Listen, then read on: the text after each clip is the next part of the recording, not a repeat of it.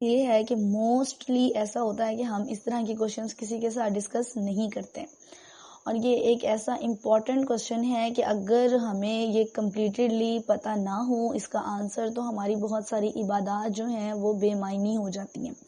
ٹھیک ہے، تو یس آج ہم ڈسکس کر رہے ہیں حیض اور جنابت سے ریلیٹڈ رمضان میں، یعنی کہ اس کی کیا کنڈیشنز ہوتی ہیں.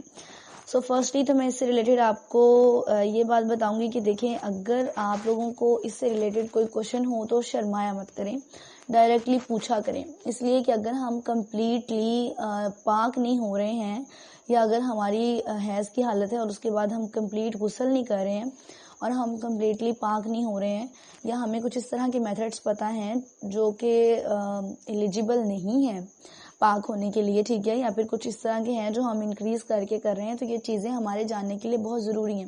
کیونکہ اگر ہم کمپلیٹلی پاک نہیں ہوتے ہیں تو ہماری کوئی بھی عبادت قبول نہیں ہوتی. ٹھیک ہے، سو ہر عبادت کو قبول کروانے کے لیے اور عبادت کو سچے دل سے کرنے کے لیے طہارت و پاکیزگی جو ہے وہ سب سے پہلی شرط ہے. سو اگر کوئی عورت جو ہے وہ کمپلیٹلی پاک ہی نہیں ہے تو اس کی کوئی بھی عبادت قبول نہیں ہوتی. ٹھیک ہے، تو اپنی عبادات کو قبول کروانے کے لیے ایک پراپر وے میں آپ کی جسمانی صفائی، پاکیزگی اور طہارت بہت ضروری ہے. اس سے ریلیٹڈ جو مجھے بہت زیادہ کوشچنس پتہ نہیں کب سے ریسیو ہو رہے ہیں، that is about the method of غسل، یعنی کہ حیض کا غسل کس طرح سے کیا جائے اور جنابت کا غسل کس طرح سے کیا جائے. But due to some issues ہر بار مجھ سے یہ ٹاپکس مس ہوتے رہے، لیکن آج میں نے اس کو اسی میں ایڈ کر دیا اور میں انشاءاللہ آپ لوگوں کے ساتھ اس کا میتھڈ بھی ڈسکس کروں گی تھرو حدیث. سو فرسٹلی میں آپ لوگوں کے ساتھ ایک حدیث شیئر کر رہی ہوں کہ رسول اللہ صلی اللہ علیہ وآلہ وسلم نے فرمایا کہ عورتوں میں عقل اور دین کی کمی ہے، یعنی کہ عورتوں میں عقل کی بھی کمی ہے اور دین کی بھی کمی ہے. تو آپ صلی اللہ علیہ وآلہ وسلم سے پوچھا گیا کہ وہ کیسے؟ تو آپ صلی اللہ علیہ وآلہ وسلم نے فرمایا کہ عقل کی کمی تو یہ ہے کہ ان کی گواہی 2 مردوں کی گواہی کے برابر ہے. ٹھیک ہے، یعنی کہ آپ لوگوں نے دیکھا ہوگا کہ اگر حصہ ہوتا ہے تو 2 حصے مرد کے ہوتے ہیں، 1 حصہ عورت کا ہوتا ہے. اسی طرح گواہی اگر لی جاتی ہے تو 2 عورتوں کی گواہی لی جاتی ہے، 1 مرد کی گواہی لی جاتی ہے. سو گواہی 2 مردوں کے برابر ہے. اور دین کی کمی یہ ہے کہ وہ حالت حیض میں نماز اور روزہ نہیں کر سکتی، یعنی کہ نہ ہی وہ نماز پڑھ سکتی ہیں اتنے دنوں میں اور نہ ہی وہ روزہ رکھ سکتی ہیں. تو یہ ان کے دین کی کمی ہے، یعنی کہ اتنے دن میں وہ ایسی عبادات نہیں کر سکتی جو مرد کر سکتے ہیں. ٹھیک ہے، سو یہ ایک حدیث ہے جس سے آپ لوگوں کو یہ پتہ چل جائے گا. جو کچھ لوگوں نے مجھ سے پوچھا ہے کہ عورتوں کے بارے میں کیوں کہتے ہیں کہ ان کی دین میں کمی ہے، حالانکہ وہ مردوں سے زیادہ عبادت کرتی ہیں. تو یہ ایک جو ہماری کنڈیشن ہوتی ہے، اس کی وجہ سے ہمارا جو ہے وہ لیول تھوڑا سا ڈاؤن ہو جاتا ہے. لیکن اس لیول میں بھی یہ ضروری ہے کہ جو عبادات ہم سے پاسبلی ہو سکتی ہیں ان کو ہم کنٹینیو رکھیں، یعنی اذکار ہم کرتے رہیں. اور اس کے علاوہ جو عبادات ہیں ان سے ریلیٹڈ ہم ایکسپلینیٹری آلریڈی ڈسکس کر چکے ہیں. سو اس کے بعد مجھے رمضان سے ریلیٹڈ جو کوشچن ریسیو ہوا ہے وہ یہ ہے کہ اگر مطلب کہ حالت جنابت ہوتی ہے تو ہم صبح کو اٹھ کر نہاتے ہیں، یا پھر حالت حیض ہوتی ہے سو ہم نے نہانا ہوتا ہے اور اس کے بعد روزہ رکھنا ہوتا ہے، تو ہم لوگ کس طرح نہائیں؟ مطلب کہ اگر ہم سحری کر لیں، اپنا روزہ رکھ لیں، روزے کی نیت کر لیں، اس کے بعد فجر کے بعد ہم نہا لیں، یا پھر ہم غسل جو ہے وہ فجر سے پہلے کریں، ضروری ہے. میں اس چیز کو پریفر کرتی ہوں کہ اگر آپ لوگ غسل کرنا چاہتے ہیں وہ حالت حیض کا ہو یا جنابت کا، so you should be before 1 day. ٹھیک ہے، آپ 1 دن پہلے غسل کریں. جیسے آپ نے نیکسٹ ڈے روزہ رکھنا ہے تو آپ آج رات تک غسل کر لیں. لیکن اگر کچھ ایشوز کی وجہ سے آپ سے نہیں ہوا سو آپ کوشش کریں کہ آپ سحری پاک ہو کر کریں، یعنی کہ سحری سے پہلے غسل کریں. لیکن کچھ احادیث میں ہمیں یہ ملتا ہے کہ نبی کریم صلی اللہ علیہ وآلہ وسلم سحری سے پہلے بھی غسل کر لیا کرتے تھے اور سحری کے بعد یعنی کہ فجر سے پہلے بھی غسل کر لیا کرتے تھے، اور وہ غسل جو ہے وہ غسل جنابت ہوا کرتا تھا. لیکن حیض کے لیے یہ تھا کہ آپ سحری سے پہلے غسل کریں تاکہ آپ کمپلیٹلی پاک ہو کر سحری کریں، روزہ کی نیت کریں اور پھر اس کے بعد فجر کی نماز پڑھیں. لیکن اگر آپ فجر کے بعد غسل کر رہی ہیں اور پھر نماز ادا کر رہی ہیں تو بھی کوئی ایشو نہیں ہے، بٹ اس سے لیٹ نہ کریں. مینز آپ نے ناپاکی کی حالت میں روزہ رکھ لیا ہے اور آپ اس کو ظہر یا عصر تک لے آئے ہو اور نہائے نہیں ہو، تو اس طرح آپ کا روزہ نہیں ہے. ٹھیک ہے، اس کے بعد مجھ سے لڑکیوں نے کوشچن کیا کہ نماز تو نہیں پڑھی جا سکتی حالت حیض میں لیکن روزہ رکھا جا سکتا ہے. ایسا نہیں ہے، نماز اور روزہ 2 ایسی عبادات ہیں جو آپ اس حالت میں نہیں کر سکتی، ٹھیک ہے، نہ ہی آپ نماز پڑھ سکتے ہو، نہ ہی آپ روزہ رکھ سکتی ہیں۔ اس کے بعد یہ ہے کہ جب ہمارا حیض مکمل ہو جائے تو اس کے بعد ہم روزہ رکھ کر بعد میں نہائیں گے نہیں، ہاں جی آپ روزہ رکھنے کے بعد بھی نہا سکتے ہیں۔ اچھا جی، اس کے بعد ایک کوشچن ہے کہ اگر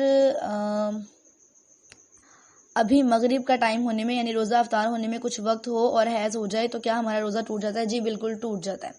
آپ کا روزہ افطار ہونے سے اگر 1 سیکنڈ پہلے بھی حیض ہو چکا ہے تو آپ کا روزہ ٹوٹ جائے گا، ٹھیک ہے، کیونکہ وہ حالت ناپاکی ہوتی ہے اور ناپاکی کی کوئی بھی عبادت ہماری قابل قبول نہیں ہے۔ سو ہمارا حیض جو ہے وہ 1 منٹ پہلے ہو رہا ہے، 2 منٹ پہلے ہو رہا ہے یا 2 گھنٹے پہلے ہو رہا ہے، ہمارا روزہ ٹوٹ جاتا ہے ہر حالت میں، ٹھیک ہے جی۔ اس کے بعد ایک کوشچن ہے کہ حیض کی حالت میں ہم لوگ جائے نماز کو ٹچ کر سکتے ہیں؟ اس طرح کے کوشچنز آپ لوگ کر رہے ہیں، میں نے اس کو آلریڈی ڈسکس کیا ہے۔ دیکھیں آپ لوگوں کے جو یہ کوشچنز ہیں یہ میں نے آلریڈی ڈسکس کیے ہیں، اور سیکنڈ یہ کہ یہ ایک ایسا کوشچن ہے جو کسی الٹریٹ پیپل کو بھی پتا ہوگا، یعنی کہ آپ جو ہے حالت حیض میں ہیں، ظاہر سی بات ہے آپ کے ہاتھ تو ناپاک نہیں ہوتے، نہ ہی آپ کی زبان ناپاک ہوتی ہے، آپ اس کے ساتھ ذکر کر سکتے ہو۔ سو جائے نماز کو آپ کسی کو پکڑا سکتے ہو یا آپ اس کو ٹچ کر سکتے ہو، اس میں کوئی بات نہیں۔ ہاں یہ ہے کہ قرآن پاک ایک مقدس کتاب ہے، سو آپ اس کو ٹچ نہیں کریں، اور اگر آپ نے اس کو پڑھنا ہے تو تھرو موبائل اور ڈیجیٹلائزیشن ہمارے یہاں اتنی زیادہ کامن ہے تو آپ اس کے تھرو پڑھیں، یا پھر آپ ایسا کریں کہ کسی سے بول دیں وہ آپ کے سامنے قرآن پاک کھول دے اور آپ اس کو پڑھیں دیکھ کر، ٹھیک ہے، اور وہ بھی میں نے بتایا تھا کہ آپ نے قرآن پاک کو کس طریقے سے پڑھنا ہے۔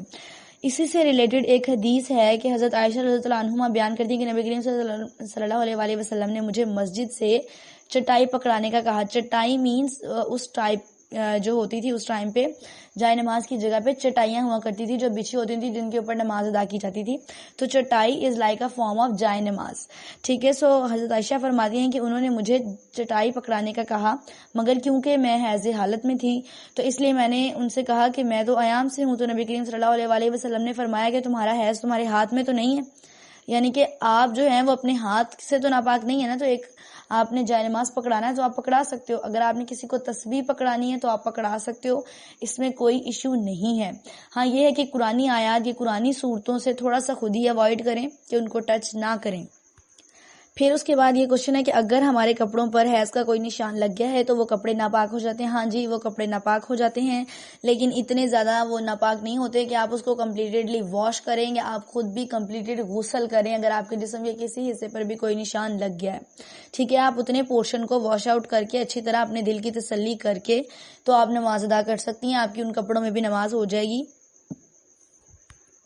نبی کریم صلی اللہ علیہ وسلم نے فرمایا کہ عورت کے جسم کے کپڑوں پر اگر نشان ہو تو اسے چاہیے کہ وہ کھرچ دے اسے اور اس کے بعد اسے پانی سے دھو ڈالیں اور پھر اسی کپڑے میں نماز پڑھیں، ٹھیک ہے، یعنی کہ آپ اس کو اچھی طرح سے واش اپ کر لیں اور اس کے بعد آپ اپنی نماز ادا کریں۔ آپ انہی کپڑوں میں بھی نماز ادا کر سکتی ہیں جب آپ کی خود کی پرسنل سیٹسفیکشن ہوگی کہ یس یہ ریموو ہو چکا ہے اور اب مجھے نہیں لگ رہا کہ اس میں کوئی نجاست باقی ہے، ٹھیک ہے، تو آپ اس میں نماز ادا کریں۔ اوکے جی، اس کے بعد مجھ سے یہ کوشچن ہے کہ رمضان میں دن یا رات کو بیویوں سے صحبت کرنا جائز ہے یا نہیں، اس سے روزہ ٹوٹ جاتا ہے یا نہیں ٹوٹتا؟ دیکھیں رات کو تو روزہ ہوتا ہی نہیں ہے، ٹھیک ہے، سو رات کو آپ کا بیویوں سے صحبت کرنا جائز ہے، لیکن اس کی بھی پھر یہی کنڈیشن ہے کہ آپ صبح اٹھ کر سحری سے پہلے یا فجر کے بعد جو ہے وہ غسل کریں اور پھر فجر ادا کریں، ٹھیک ہے۔ اور یہ ہے کہ اگر دن میں ہے تو ظاہر سی بات ہے روزہ ٹوٹ جائے گا اور پھر اس کا کفارہ ادا کرنا پڑے گا۔ اس کے بعد یہ ہے کہ روزہ کی حالت میں ہم بوسہ لیا جا سکتا ہے یا نہیں لیا جا سکتا؟ روزہ کی حالت میں بوسہ لیا جا سکتا ہے، اس سے روزہ نہیں ٹوٹتا، ٹھیک ہے، درجنوں احادیث اس سے ریلیٹڈ آپ کو احادیث کی بکس میں مل جائیں گی۔ اوکے جی، اس کے بعد کوشچن ہے غسل کا طریقہ، یعنی کہ حیض کا غسل کس طرح سے کیا جائے۔ کچھ لوگوں نے مجھے اتنے عجیب طریقے بتائے کہ مجھے خود سن کر ہی حیرت ہوئی ہے کہ آپ اس طریقے کے ساتھ غسل کر کے پاکی حاصل کرتے ہیں۔ کچھ لوگوں نے اپنے لیے اس کو خود ہی مشکل بنا لیا ہے اور کچھ لوگوں نے اتنا ایزی اس کو سمجھ لیا ہے۔ دیکھیں میں نے ہر بار ہر لیکچر میں ایک چیز ضرور کوٹ کرتی ہوں کہ دین مشکل نہیں ہے، اس کو اپنے لیے مشکل مت بنائیں۔ آپ جتنا دین میں انکریمنٹ کرتے جاتے ہو آپ اتنی بدعات کو انکریز کرتے جاتے ہیں. ٹھیک ہے. سو جو چیز ہمیں جتنی دے دی گئی ہے ہم اگر اس کو ایز اٹ از فالو نہیں کر سکتے سو کم سے کم اس کو ہم انکریز بھی نہ کریں, اور اگر ہم خود اس کو انکریز کر رہے ہیں تو ظاہر سی بات ہے ہم اس کو آگے فارورڈ کریں تو ان لوگوں کے لیے بھی وہ انکریز ہو رہی ہے. تو کوشش کریں کہ ہم اس طرح کی چیزیں نہ کریں. ٹھیک ہے. سو اس کا پراپر میتھڈ جو غسل کا ہے وہ یہ ہے کہ آپ نے خود کو اچھی طرح سے واش اپ کرنا ہے, اپنے بالوں کو کمپلیٹلی واش کرنا ہے, اس کے بعد آپ نے طہارت حاصل کرنی ہے. اس سے ریلیٹڈ ایک حدیث ہے مسند احمد میں جس میں غسل کا حیض کا کمپلیٹ میتھڈ بتایا گیا ہے, جس کے اکارڈنگ یہ ہے کہ نبی کریم صلی اللہ علیہ وآلہ وسلم نے فرمایا کہ پانی اور بیری کے پتے لے کر خوب اچھی طرح پاکیزگی حاصل کرو, پھر سر پر پانی بہا کر خوب اچھی طرح اسے ملو, یعنی کہ اپنی سر کے بالوں کی ایک ایک جڑ کو آپ نے گیلا کر دینا ہے تاکہ جڑوں تک پانی پہنچ جائے. ٹھیک ہے. اور ان میں سے بھی ناپاکی جو ہے وہ دور ہو جائے. پھر پانی بہاؤ, پھر مشک کا ایک ٹکڑا لے کر اس سے طہارت حاصل کریں. اس وقت عورتوں نے پوچھا کہ مشک کے ٹکڑے کے ساتھ کس طرح طہارت حاصل کی جاتی ہے, تو نبی کریم صلی اللہ علیہ وآلہ وسلم نے فرمایا کہ اگر آپ کے کوئی بلڈ کے نشانات ہیں یا پھر کوئی نجاست کے نشانات ہیں تو ان کو آپ نے کلین اپ کرنا ہے.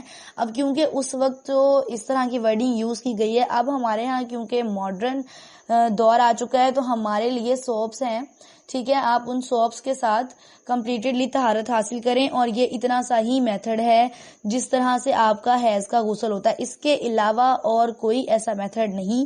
اس کے بعد یہ ہے کہ آپ یہ پروسیجر کرنے کے بعد کمپلیٹ اپنا وضو کریں, اچھی طرح سے اپنا پاؤں واش کریں, اپنے ناک میں پانی ڈالیں, اپنے حلق تک جو ہے وہ کلی کریں, تو اپنا کمپلیٹ وضو کریں اور اس کے بعد اپنی عبادات کو کنٹینیو کریں. اسی طرح غسل جنابت جو ہے اس کے بھی یہی ہے کہ پانی لے کر خوب اچھی طرح خود سے طہارت حاصل کریں, پھر اپنے سر پر پانی ڈال کر اس کو اچھی طرح سے ملیں تاکہ آپ کے بالوں کی ہر جڑ جو ہے وہ پانی سے گیلی ہو جائے. پھر اس کے بعد آپ اپنے اوپر پانی بہاتے جائیں اور اچھی طرح سے اپنا نہا لیں جس طرح آپ غسل کرتے ہیں, اور اس کے بعد آپ وضو کریں اور اپنی عبادات کو کمپلیٹ کریں. غسل کے بعد ہمیشہ وضو ضرور کیا کریں. سو یہ ایک اتنا سا میتھڈ ہے. تو آپ لوگوں نے جو مجھے اتنے سارے بتائے ہیں مجھے تو وہ کہیں بھی نہیں ملے. ٹھیک ہے. آپ لوگوں نے جو مجھے اس سے ریلیٹڈ حوالے بھی دیے ہیں مجھے ان میں بھی وہ کمپلیٹ نہیں ملے اور نہ ہی وہ صحیح احادیث میں تھا.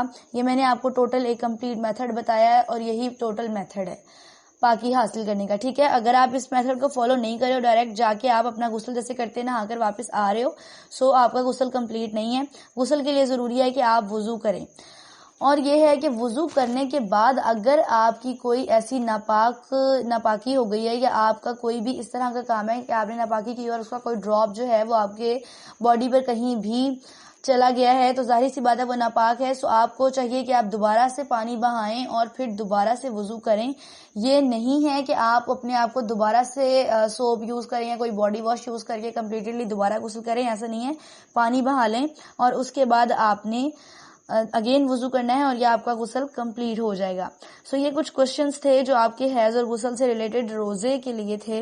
سو جو میں نے آپ لوگوں کے ساتھ ڈسکس کر دیے ہیں, آپ لوگوں نے اس کو فالو کرنا ہے انشاءاللہ.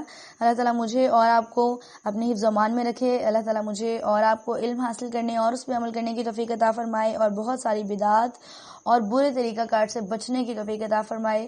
جزاکم اللہ خیرا کثیرا. السلام علیکم ورحمۃ اللہ وبرکاتہ.